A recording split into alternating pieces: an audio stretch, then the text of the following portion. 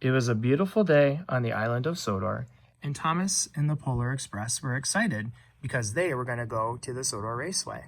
They knew that they could go faster than they had been as of late, and they wanted to practice together. But when they arrived, they noticed something.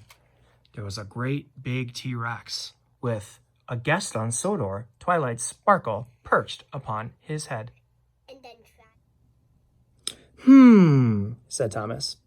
Now, this is something that I've not experienced before.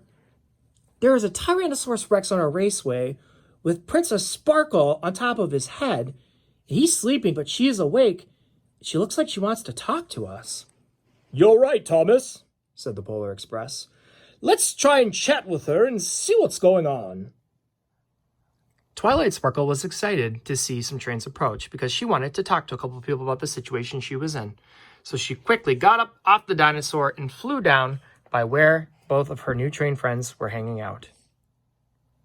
Hello, trains, said Twilight Sparkle. I hope you do not mind, but me and my dinosaur here, Tron, who's fast asleep on the raceway, were kind of just cruising through Sodor, and all of a sudden, he got very tired. My goodness, that is a large dinosaur. Miss Twilight Sparkle, said the Polar Express, what could possibly cause a great big green Tyrannosaurus Rex dinosaur like that to be so out of energy that he would fall asleep on a raceway? Well, you see, said Twilight Sparkle. This here dinosaur, Tron, he feeds on train tracks. And when we were making our way through Sodor, we got off into an area where there were no train tracks, and so he needs a train track to restore his energy, wake up, and we'll be on our merry way. Do you think you can maybe help us? Oh my goodness, train tracks? Said Thomas. That just happens to be the one thing that we have an abundance of here on the island of Sodor. Hold on, I'll see what I can do. And Thomas scurried off to see if he could find some train tracks to feed Tron, the sleeping dinosaur. It took Thomas all of a few minutes to find some track that he knew that he could feed Tron the dinosaur. And he quickly tried to bring it back to the raceway so that way they could feed the dinosaur and him and the Polar Express could continue on their journey of trying to be super fast on the raceway track. Oh my goodness, said Twilight Sparkle. This is Tron's favorite type of track to eat. It's the gray kind, with the bigger trains that like to drive on it. I think it's called Trackmaster or something along those lines. But anyway, let's see if we can get this in his mouth, wake him up, and we'll be on our way.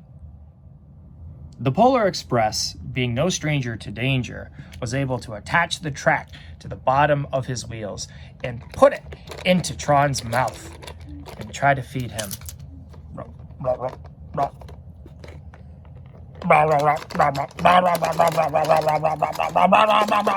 Ah, track, my favorite. Ho, ho, ho. Yum, yum, yum, yum, yum, yum. You did it, said Twilight Sparkle. Tron's awake, and now we can continue on into My Little Pony Land. Oh, thank you so much, Polar Express, and thank you so much, Thomas. You are wonderful, and I greatly appreciate your help. Tron, are you ready to go? You bet I'm ready to go. Let's do this. And with that, Twilight Sparkle and Tron the dinosaur were able to carry on their journey. And the Polar Express and Thomas were left to go ahead and give the Sodor Raceway a try. Thomas, I don't know about you, but that took a lot of energy out of me. How do you feel about skipping racing today? That sounds like a good idea, said Thomas. Let's go find Diesel 10 because I think it would be funny to put some steam in his diesel part of his engine. What do you think? Oh, Thomas, you and your shenanigans, let's do it. And they both scurried off to find Diesel 10 and have fun for the rest of the day. The end.